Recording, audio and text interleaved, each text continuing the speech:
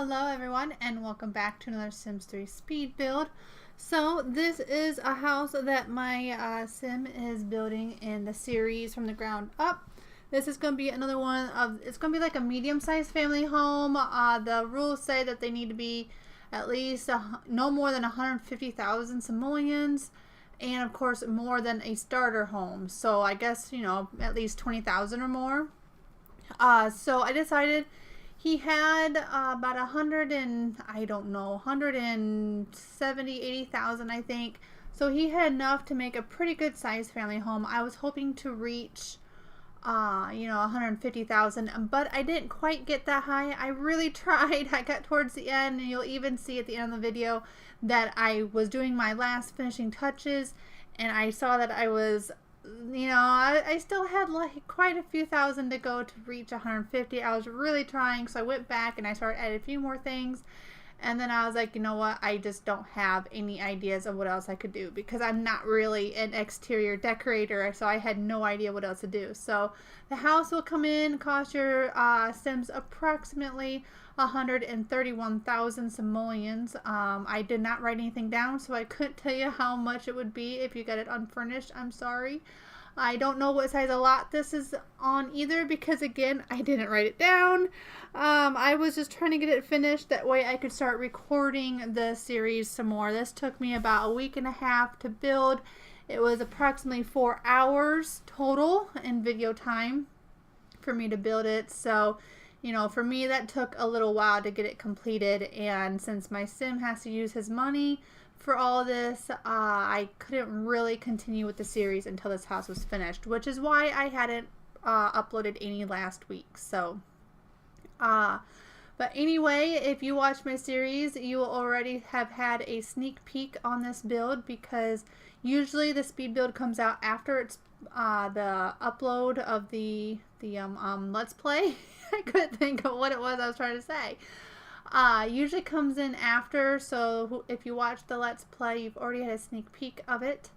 So I didn't really have any idea of what to do with this house exactly, honestly, other than the fact that I was kind of considering a L-shaped looking house. At the very beginning of this video, you'll see that it was on a different lot, and now it's on a bigger lot. That's because I was thinking about putting it where I originally started, and the house took up literally the whole entire lot. And I wanted a little bit of extra land on the sides and in the back and stuff like that. So I ended up just moving it to a different area of the world. So right here, I'm just kind of working on the garage. I decided to make a garage a little bit fancier than what I normally do. It has a little bit of those bump out, like whatever they are on the side. Basically what I like about those that I've seen in houses and stuff is from the front, it kind of makes it look like it's part of the house because the garage is facing the other direction. So unless you are at an angle where you can see the garage door, it actually looks like the rest of the house. And that's kind of what I was going for, was a house that kind of looked really, really big from certain angles. But then when you came around, you saw, oh, that's the garage, so that's not, you know, all of the house. Kind of like a little illusion, a little bit, I guess you could say. So the siding, I tried to get it to match. I wanted it to match the garage paneling, or the wood is kind of what I was going for, because I knew it was going to be next to each other, like right here. But it was a little tough, you know. So you can see it wasn't quite right. So I had to come in and change it again. I think that's the color I end up sticking with. I think is it does stay some kind of brown color. I'm not really too sure. And I have like the brick and everything for an accent, just to kind of break up the brown a little bit and just to add a little bit more fancy. So yeah, sometimes trying to decide the color of house I want can sometimes be the most time consuming, to be honest. I love building houses. It's one of my favorite things to do. That's what I love about the game. I don't mind decorating. It's just decorating takes me a while. So that's why I don't always really want to decorate. I do like decorating. I do enjoy it. That's what takes the most time for me, is to decorate the house. So the building aspect of it really doesn't take me all that long. I mean, we're already only about 5 minutes in the video, and the exterior build of the house is almost done. I mean, it really doesn't take me that long. The bulk of my time is usually the decorating. It might take me 15 minutes, maybe 30 minutes to build the exterior of the house, but it takes the remaining 2 to 4 hours for me to actually decorate the exterior and decorate the inside. So I did just finish building this house. Recording this actually the Sunday prior to the upload. So I do remember a little bit about it because I did just finish, literally just finish decorating this house just a day ago. I just finished yesterday. And the house has, I believe, 4 bedrooms. And it has 2 bathrooms. The bathrooms, however, this time I realized when I was decorating, I actually started decorating the interior and then I went and came back. It was probably like a 2 or 3 day in between coming back and finishing up. I realized that the house does not have a bathtub. So hopefully it doesn't break your heart that this house does not have a bathtub. I personally don't really care if my Sims have bathtub because honestly in the Sims 3 and Sims 4 they just take too long. It just takes too long to take a bath. So I usually just tell them to take a shower instead because it's quicker. So for me, it's okay if there's no bathtub. But I know some of you, like with the children and stuff, like to have them do things like the submarine, whatever they do in the bathtub, the kids with the submarine thing, make believe and stuff. But I personally just don't really care. I just don't take the time, I guess, to do any of that. So just going through right now of the house and just blacking out the areas that your Sims cannot go because I don't know, I just like doing that. I've been doing this now for quite a long time, blacking out the areas. I just find when I play with one of my own houses that I've built versus a house I did not build and doesn't have, you know, everything blacked out like this, it seems like when you change floors or move around the house, your eyes kind of wander a little bit more trying to find what you're wanting to look at. I mean, it's not like a lot, but it is a little bit. And I just found that blacking the areas out just kind of helps redirect your eyes quickly to the areas where your Sim might possibly be at the time that you're looking for them. So that's kind of why I do it. And of course, when you're trying to build a house that costs a little bit more, every little bit of cost you can add, especially for me, every little bit of cost that you can add to the house is very helpful. So I realized, as you can see, I did it again, just like I did in the last Sims 4 speed build. I apparently was not recording when I did the garage. So the garage actually has some decoration done to it this time. I kind of made it look kind of like it would possibly, you know, maybe have somebody who actually used it. And it's got a few, you know, like tools and wall hangings and just a few different things, you know, because it does have that little extra area where your Sim could have their tools and maybe their shop. They could work on something, you know, things like that. So that's really all that was done for the garage. Here I'm just got done doing the floor plan. The upstairs floor plan is kind of wonky. The one room, it goes above the garage. That would be considered, depending on the house plan and depending on whether or not you finished it or not, a lot of times that's considered an attic space. So it's a little odd. I went ahead and had it finished. I didn't keep it as an attic. I went ahead and finished it as a kid's bedroom. So it is furnished and completely done. So yeah, but usually a lot of times the houses that would be considered attic space, and then the owner could always go in and finish it and do whatever they want with it. But you know, a lot of times they're not considered bedrooms. Sometimes they are, sometimes they're not. So I guess it just depends as an owner on what you would do with the space. So here's the kitchen. I decided to make an island and a bar area or whatever that's kind of at a diagonal. I just thought I just was a big space and felt that was, you know, what looked nice. So yeah, I'm just trying to figure out wood here for the floor. This wood, I always like the way it looks from a distance, but it's like whenever I go in and actually take the pictures and I'm right up close to that wood, that's when you really see that it's really not the nicest looking wood. But when I'm trying to choose a wood, you know, you're farther away when you're trying to pick out what kind of flooring you want. And it doesn't look bad from far away, just close up is not the best looking out there. So basically what I decided to do here is with this paneling, if you choose the right tile pieces on the background, you can make it look like you have a little bit of a backsplash on the back there, and then choose a different kind of wallpaper above instead of having it from floor to ceiling of the tile. So yeah, you just got to pick the right kind of tile to go on that wood, and then you won't really see the lines of the paneling. So that bookshelf that I put right there, I mostly just put it there just to make it look like there are just, you know, more things on the counter, because the height of it is almost perfect to put in there. It's kind of like a little, I don't know, a shelf type of thing on your counter that maybe you could add, you know, put a few more things on for your kitchen. And the stuff that's on the top of that shelf just looks nice. So I don't know. Your Sims probably, if I remember correctly, it's been a while since I stuck a bookshelf inside of a counter, but I am pretty certain they cannot get to that bookshelf. So if your Sims are getting mad because they want a book and they can't get to the book because it's in the counter, there's a few fixes that are very easy to do that will stop your Sims from doing it. One, if you don't have any mods, you just open up the bookshelf, take out all of the books, and either sell them or put them in a different bookshelf. Once you do that, the Sims will not go back to it anymore to take a book out. Don't take the books out and put them on the floor or something, because since that's the last bookshelf that the books were in, the Sims will want to try to put them back into that bookshelf. You need to actually either delete them or sell them or put them in a different bookshelf, and then your Sims won't bother going to it at all anymore.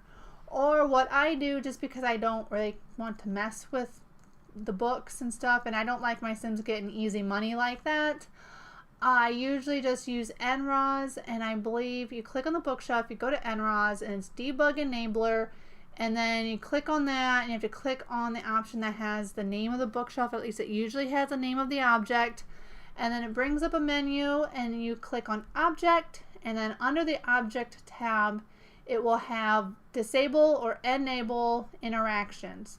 When you click on that, it takes you to another option where you then can choose Disable or Enable All Interactions. If you click on that, that will disable all interactions that are associated with that bookshelf, and the Sims will not try to go to it at all. They won't be able to use it. You can click all you want on the bookshelf, and there won't be any pie menus that come up. I tend to use that option, like I said, just because I don't want my Sims having easy money, and because I've done it so many times and I don't really have to read any of the options or anything like that. I can actually get through it pretty quickly versus taking out all the books and moving them to different bookshelves and things like that. That can take a little bit of time, and like I said, I've done it so much now that I can just do it really quickly. So here is the laundry room, and as you can see with the tiles for the backsplash, by doing it that way, that allows me to be able to have the wallpapers match all the way around the room if I want, and have the tile. That's kind of why I like using that paneling style, because then, like I said, I can change the wood to those little tiles, and it kind of looks like a backsplash. You can't really see the lines of the wood, and then of course the rest of the room will then can be painted, you know, to match the laundry room above. So I don't know, I just like the way that looks. So here's the living room. I was originally going to have it closed off to the kitchen and dining room, but then when having that wall made it look really, really small, like super, super small.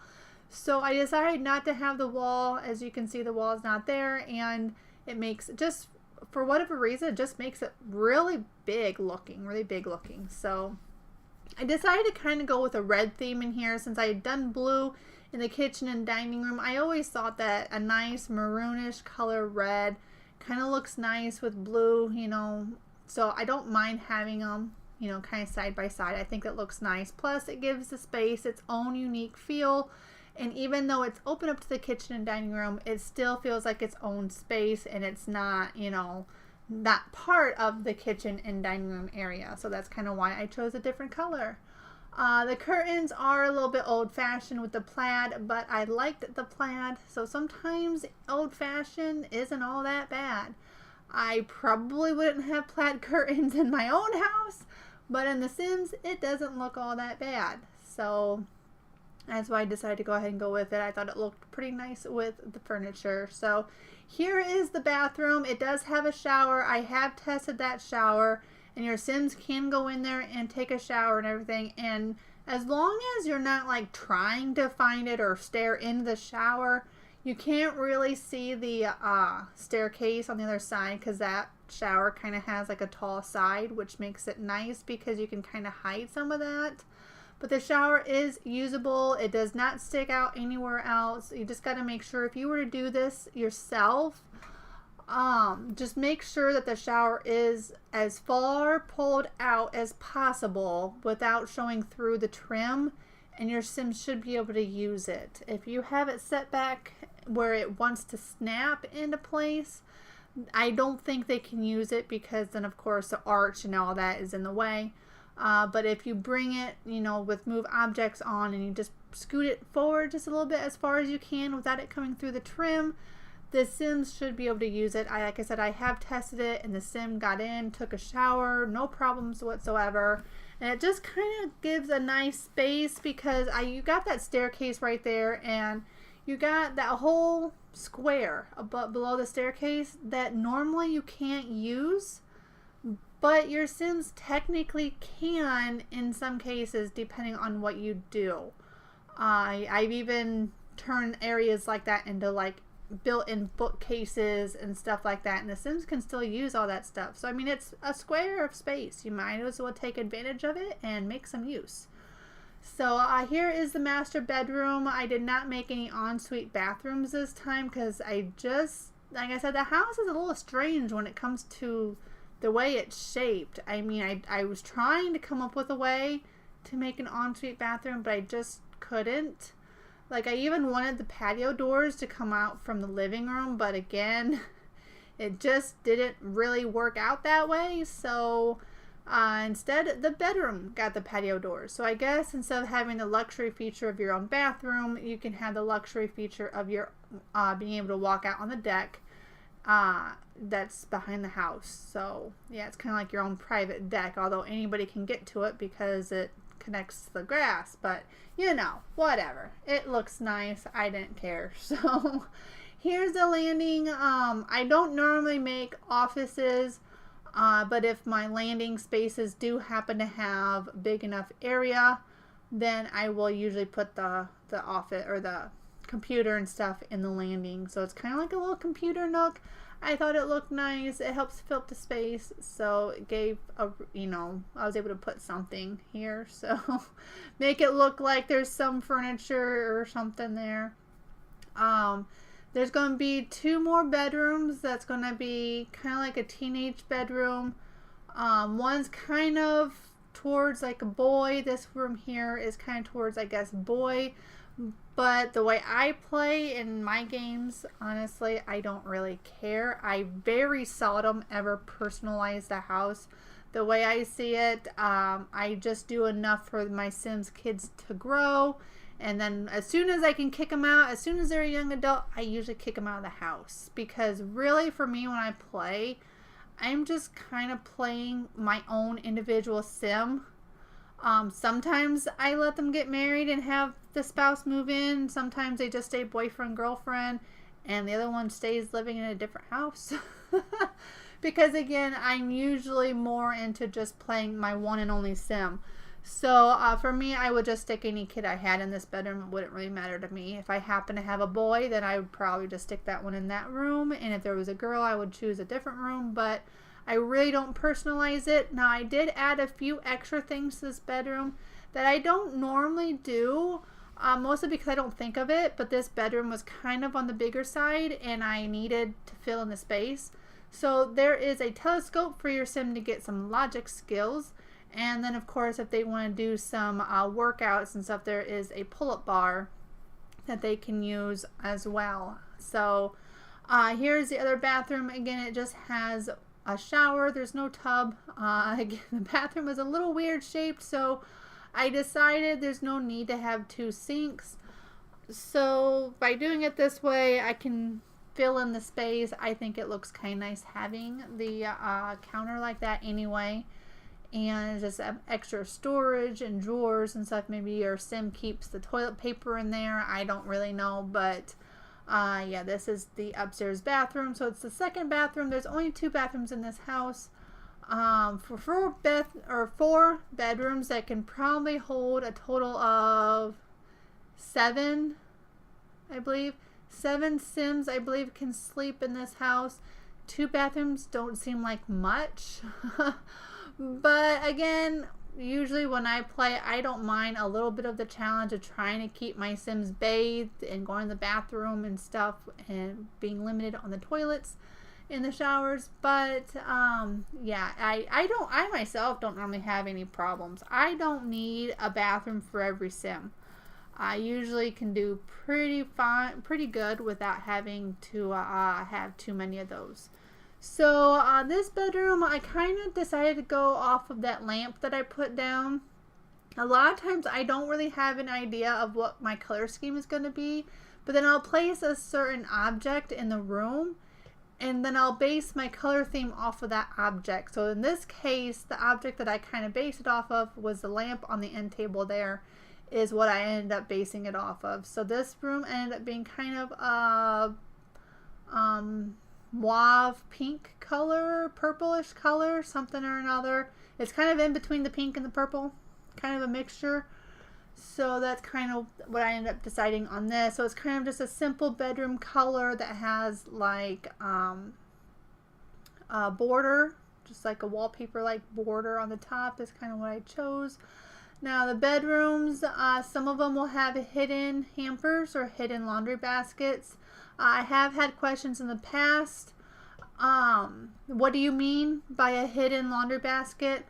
Basically what I mean is sometimes I don't want the laundry basket to be seen. I just don't want my Sims to throw the laundry all over the place. I want the laundry to go somewhere. So I take a laundry basket and I will shove it in a piece of furniture. Now in a bedroom, you can almost guarantee that the little dressers, I don't know about the armoires. I've never tested an armoire. I don't know if it'll work.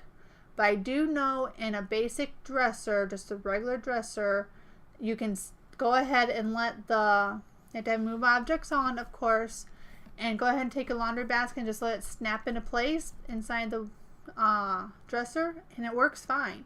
It works fine inside the counters. As long as you don't have anything blocking the counter, you can put it in the counter. So you can put a basket inside your kitchen counter. And since this house is an open floor plan, that means that any Sim in the living room or dining room that changes clothes for whatever reason, because they're going outside or they just think they need to, the laundry will go into, you'll see the laundry fall into the counter.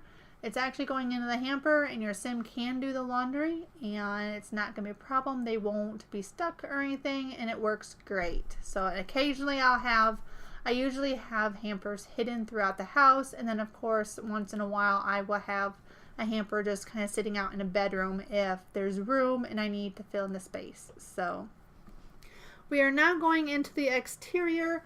I do start doing like my usual ending of the video type of thing where I do the terrain paints and I will go through and do exterior lighting, and then I look at my cost of the house. Now it's only like at 120 some thousand simoleons. I'm thinking, oh my gosh, I was trying really hard to get to 150. So here I was putting in some plants or some hanging plants, a little bit more furniture. I still wasn't really there. So I started adding some more exterior plants. So just kind of filling in some more space. So for once my backyard actually has plants. A lot of times it's bare, but in this time I do. I went ahead and put in, as you can see, some more plants, some exterior lighting, just trying as hard as I can. I did manage to get to 131,000 simoleons, so at least it's a little bit more pricey of a house for the series. So we are now at the end. These are the screenshots. I hope you enjoyed. Any comments or suggestions, go ahead and leave them below, and all download links will be at my website, which is www.PolarBearSims.com. And I will see you next time. Have a wonderful day. Bye.